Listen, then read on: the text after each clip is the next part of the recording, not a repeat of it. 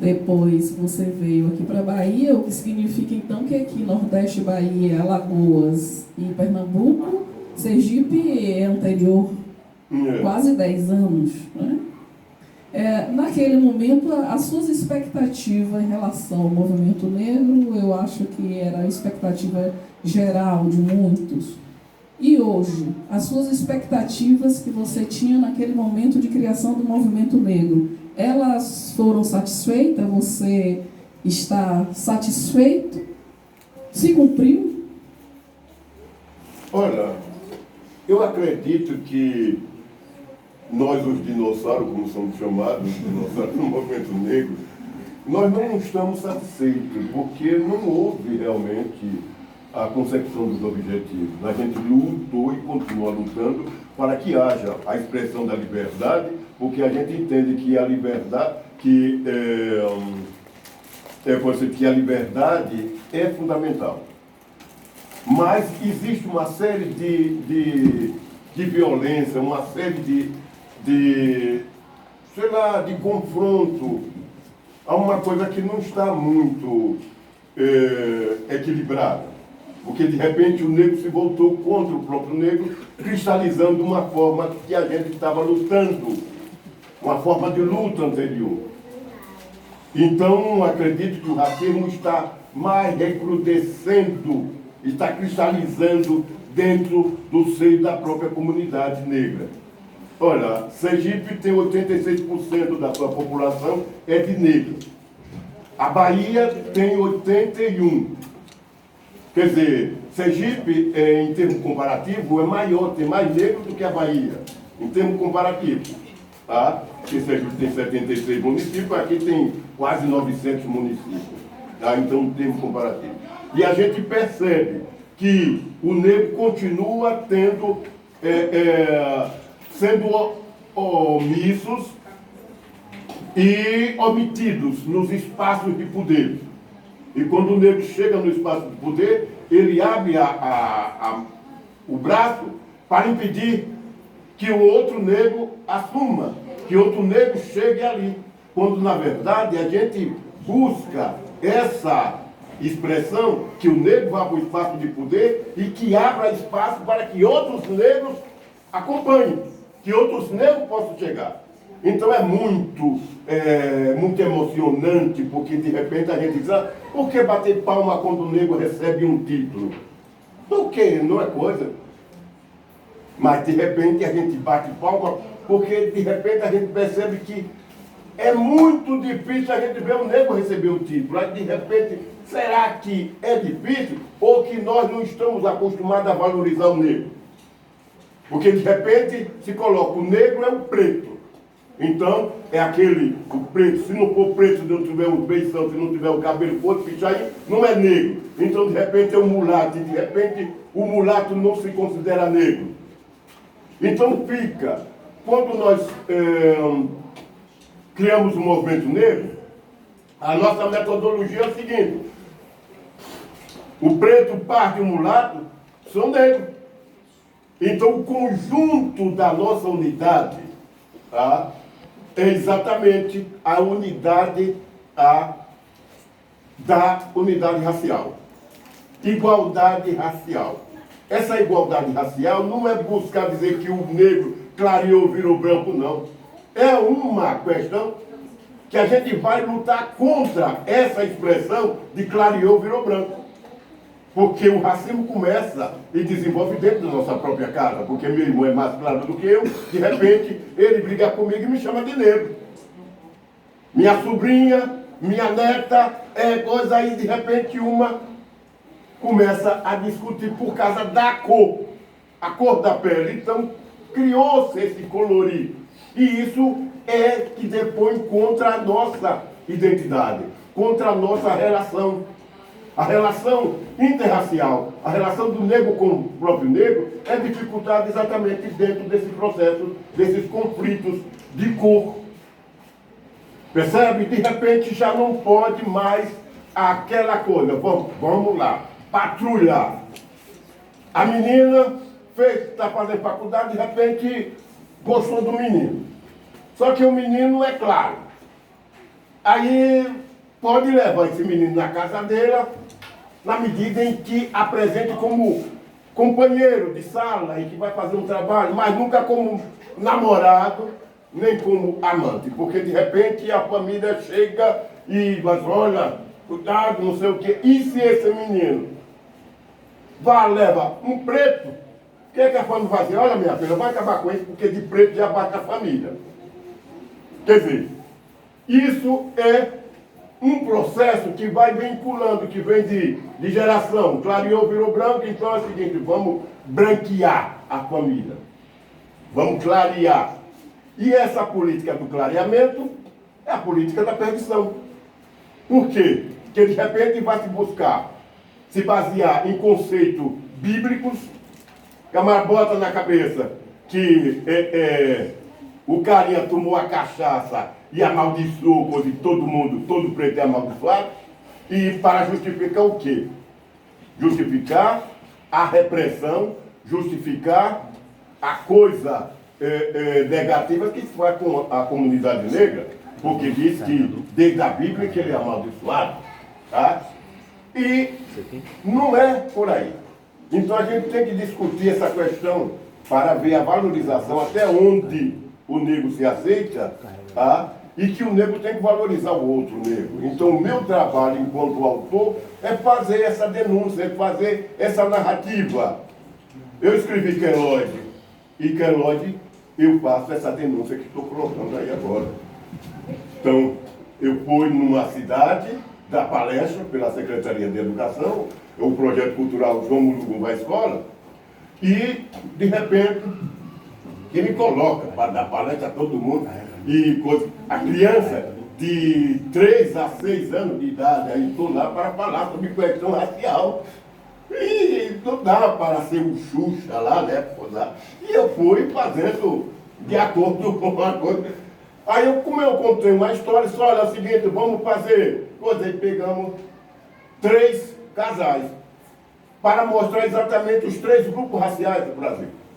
Então, o índio, o branco e o negro.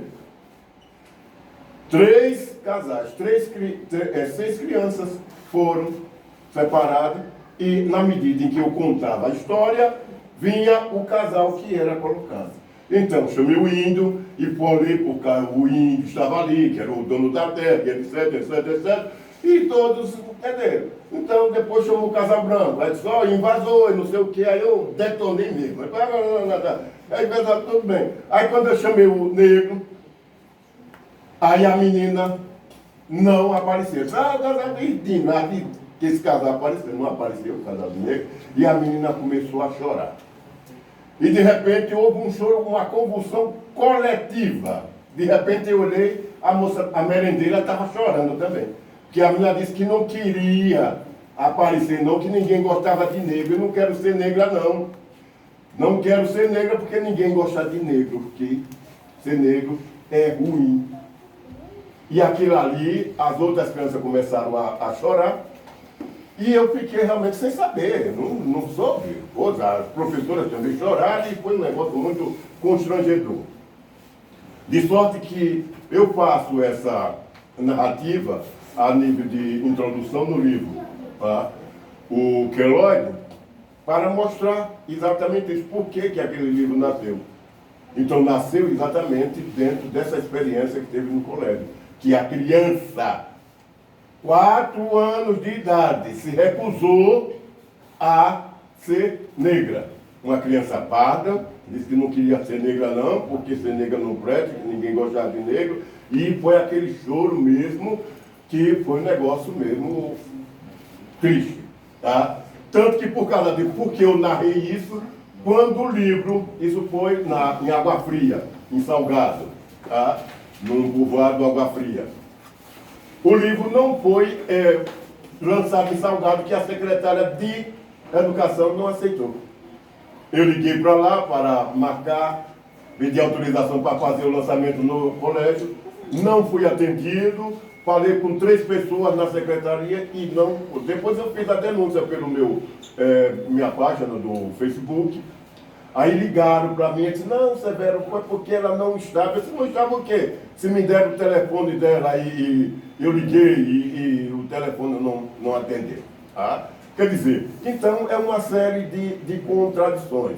Porque Sergipe, quando se coloca, tá, é o estado mais racista. Tá? Então quem é que pratica o racismo? O negro que não se aceita.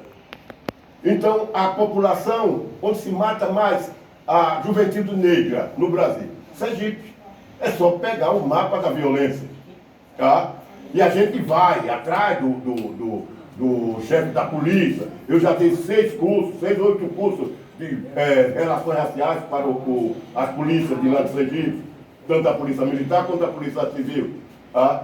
Quer dizer, mas de repente eu vou lá, tem um secretário de segurança que já está há três governos, há 3 gestões lá. Quer dizer que é um todo poderoso. Tá? Vou lá, peço uma audiência para falar com ele. Diga que eu não estou. Vão o comandante da polícia, aí sempre ele está viajando, porque sabe exatamente qual é o tema da abordagem. Quer dizer, falar exatamente o quê? Da matança, porque hoje em Sergipe a polícia não dá tiro para cima, a polícia dá tiro para matar. Então eu estou colocando aqui para você porque eu coloco lá. E pode chegar na minha página do Facebook que está lá a denúncia. Então, eu não sou maluco chegar num espaço diferente para falar mal de minha terra. Tá? Que a gente tem essa coisa que o pessoal chama de brilho, né? Tem um brilho. Mas a questão é que eu estou falando da relação que existe, a relação racial, a relação de poder, a relação de insegurança. Quer dizer, essa é a questão. O camarada está no poder, então ele vira branco. O policial que mais maltrata o negro é o policial negro. Então é isso, porque o branco aí fica com receio de ter alguém ali observando, aí chama ele de racista. O negro não, vai logo metendo a porrada e a rotina. Está entendendo? Aí pergunta, rapaz, por que você... Não, porque ele é negro, isso aí é para ele ter vergonha, para ele não... Quer dizer, o que é isso? Não é por aí. Então, a gente deve verificar nessa questão, onde Alagoas, onde Pernambuco e a Bahia se cruzam, não existe perenidade. Existe exatamente aquela invasão que o mar invade o rio, tá entendendo? E hoje você não encontra mais, tá entendendo? Porque o mar invade o rio arrasando com tudo. Então, cadê os peixes do rio? Foram embora. Aqui antes, o rio adoçava a água do oceano. Hoje é o contrário. Então, não existe confluência. Existe exatamente essa coisa que vai se rolando. Porque você não pode fazer a comparação e dizer, bom, onde é que está o melhor espaço onde o negro é mais valorizado? É aqui em Alagoas, é aqui em Sergipe, é aqui na Bahia, é aqui em Pernambuco? Não. A mesma coisa. Eu vou dar palestra lá em Pernambuco. E a coisa é a mesma manifestação. Alagoas, os meus próprios companheiros do movimento negro nunca me convidaram. Eu fui em Arapiraca, mas em Maceió mesmo, onde eu quero dar palestra pessoal. Não, e eu já me ofereci para fulano, ciclano, mas não, você a gente vai pegar as coisas. Por quê? Disse, não, trazer Severo de Aracaju para cá, com o bocão dele vai criar problema para a gente. Está entendendo? Então não me convido. Mas Arapiraca já me convidou, já fui lá em Arapiraca diversas vezes. Estou até cogitando a me dar o título de cidadania, né? Disse, aguenta aí, porque eu não vou mudar de serviço. Não, mas precisa, tudo bem. Então, essa é a questão. E aqui a Bahia é a minha segunda casa, eu tenho meu DNA aqui na Bahia. Eu sou do tempo da Feira de Água de Menino, né? Que aqui, ó, tem marca daqui, que foi de lá, que eu morava em casa de madeira, tá entendendo? Depois vim para a Escola de Aprendiz Marinheiro, antes de incendiar o Mercado Modelo, né? e depois para a faculdade.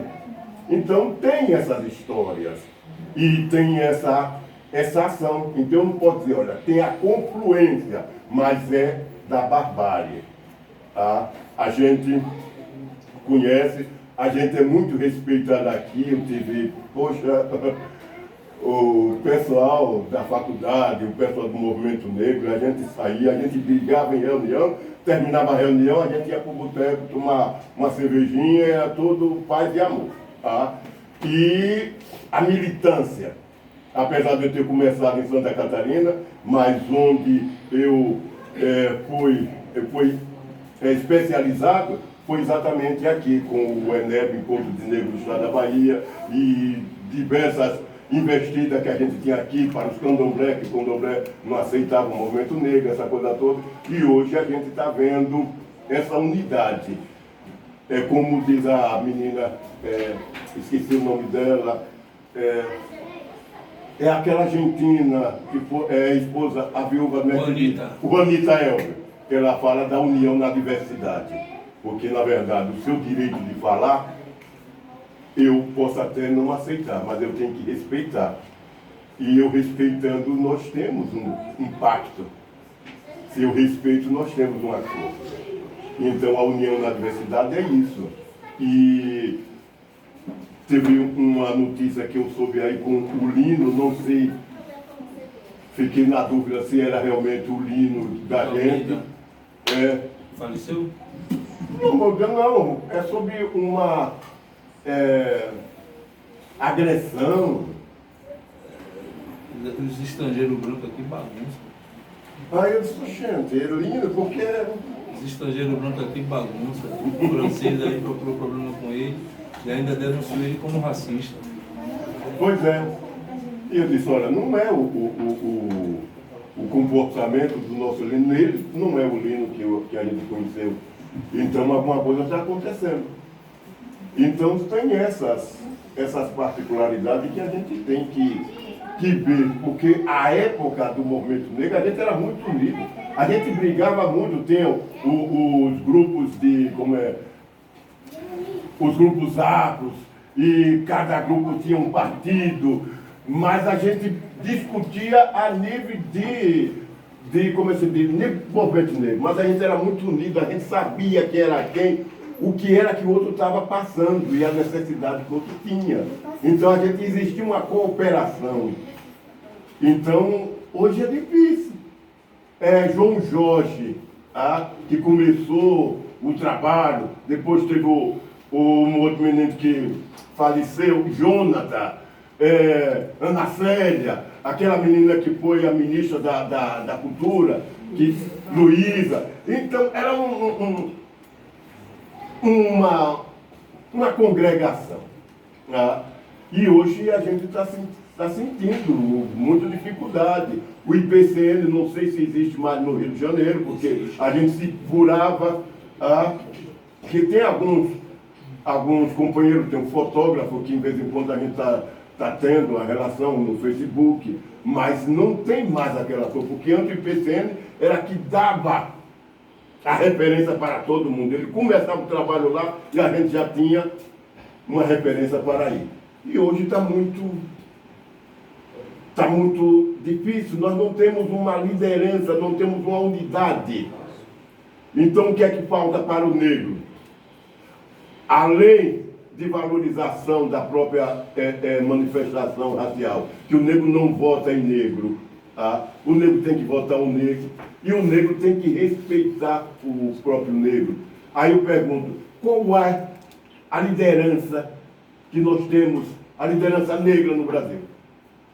Abdias Nascimento faleceu, que tinha uma certa liderança, e a gente se refere a ele como uma referência nacional, mas a gente perdeu Abdias. Quem está no lugar de Abdias? Qual o negro que a gente cita aqui na Bahia? Quem é a liderança negra em Sergipe? Quem é a liderança negra em Alagoas? Onde estão as nossas lideranças? Onde estão os nossos negros? Então, de repente, a gente fica preocupado. Preocupado, porque a gente vê que a nível, só para concluir essa parte, a nível de relacionamento religioso, a gente vê os evangélicos, todos eles são unidos.